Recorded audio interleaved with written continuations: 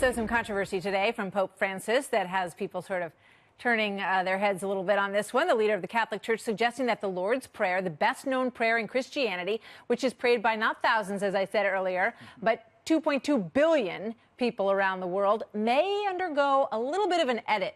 He says the phrase, "lead us not into temptation," suggests that God induces temptation in his followers, and "do not let us fall into temptation" would be more acceptable and closer to the original meaning of the prayer. So who better to sort this out for us than our good friend, Father Jonathan Morris, Fox News religion correspondent. Thanks, good to Martha. see you, Father Thank Jonathan.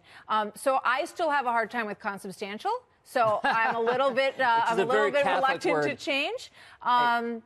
What's the meaning What he's saying is not, I want to change the words of Jesus. Nobody can change the words of Jesus. Jesus existed. Jesus was a historical figure. He said the words of the Our Father not in English, but in Aramaic. And the best translation we have of the Our Father is the Greek.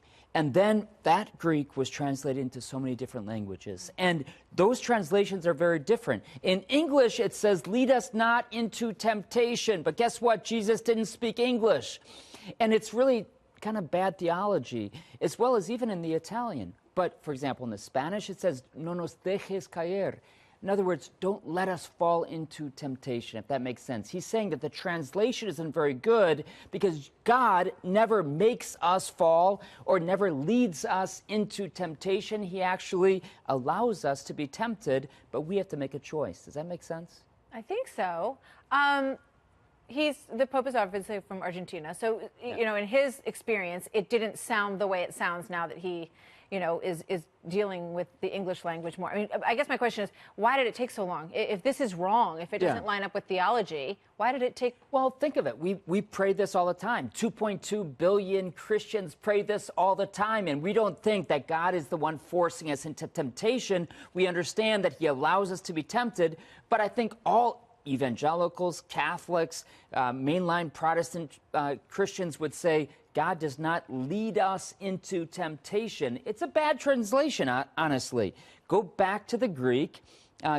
We don't know exactly what he said in Aramaic in this case, but go back to the Greek, and it's much closer to a lot of translations. That is, don't let us. Well, what fall about the argument into that everything temptation. comes from God, right? So evil whatever doesn't come from comes God. into your life in different ways was, you know, sort of put there for you to learn a lesson, put there for you. God never does evil.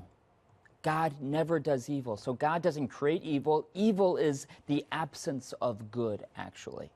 Okay, so God creates everything that's good, and he never leads us into temptation, like, you now be tempted. No, he allows us to experience life, and so he when also. When is this change happening? When do I have to start changing? You know what? It's already changed in so many languages. So in other words, our experience is like, oh my gosh, that's such a big deal. But in so many languages, it's much closer to. I think it's easier than consubstantial. I think I can make this change more easily. Well, very few Father people Jonathan, know consubstantial, but you do, Martha. Thank you. Thank you so much.